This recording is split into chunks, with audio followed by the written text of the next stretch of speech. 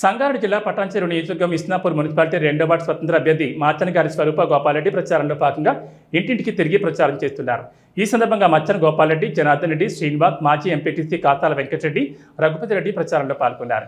ఈ సందర్భంగా వారు మాట్లాడుతూ సేవ చేయడమే లక్ష్యంగా ముందుకు సాగుతున్నామని, కాంగ్రెస్ పార్టీ నుండి మాకు అవకాశం ఇవ్వకుండా స్వతంత్రంగా పోటీ చేస్తున్నాను కనుక కుర్చీ గుర్తుకు ఓటేసి గెలిపించాలని విజ్ఞప్తి చేస్తున్నారన్నారు.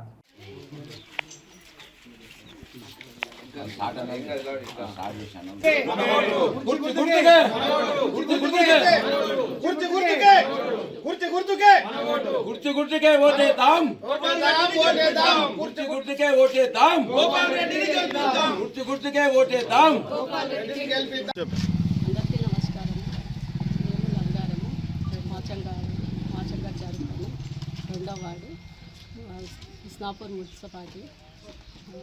మేము పోయినసారి సర్పంచ్ పోయినాము, ఓడిపోయినాము. ఈసారి మళ్ళా పోటీ చేస్తున్నాము. కొన్ని ఊరికి మంచిగా లేవు, అన్నీ రోడ్డు కాలేవు, లైట్ లేవు, నీళ్ళు లేవు.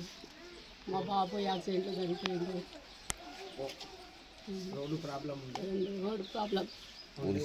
నీళ్ళ ప్రాబ్లము, రోడ్డు కూడా బాగాలేదు. గేటు నుంచి చేసే పనులు ఏంటో వీళ్ళు చేసేదంటే ఊరు అభివృద్ధి గురించి నేను ఫస్ట్ చెప్పిన.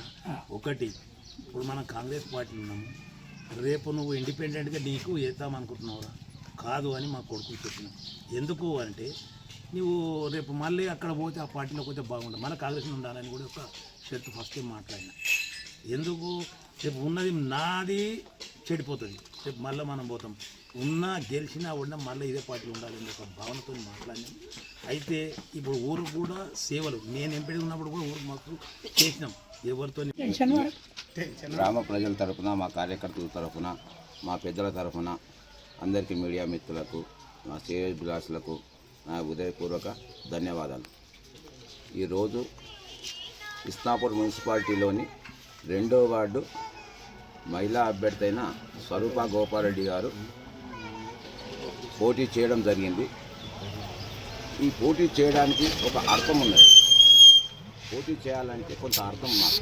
ఆ అర్థం ఏంటంటే మేము మొదలే ఒక సంకల్పంతో ముందుకు వస్తున్నాం. గత సంవత్సరం కూడా మేము సర్పంచ్ క్యాండిడేట్గా పోటీ చేసినాము. కొన్ని మస్తు దగ్గరకు వచ్చాము. అప్పుడే ఒక ఏక నిర్ణయం తీసుకున్నాము. ఒకే కాంగ్రెస్ పార్టీలో 5 అభ్యర్థులు ఉండడంతో మేము ఓటమి పాలైనాము. బీఆర్ఎస్ పార్టీ నుంచి ఒక్కరు కాబట్టి విజయం సాధించారు. దానికి మేమేమి నారాజు కాలేదు, నామోషి కాలేదు. ఓటమి అనేది మన గెలుపుకు నాంది అని మేము ముందుకు వస్తున్నాం. గత సంవత్సరం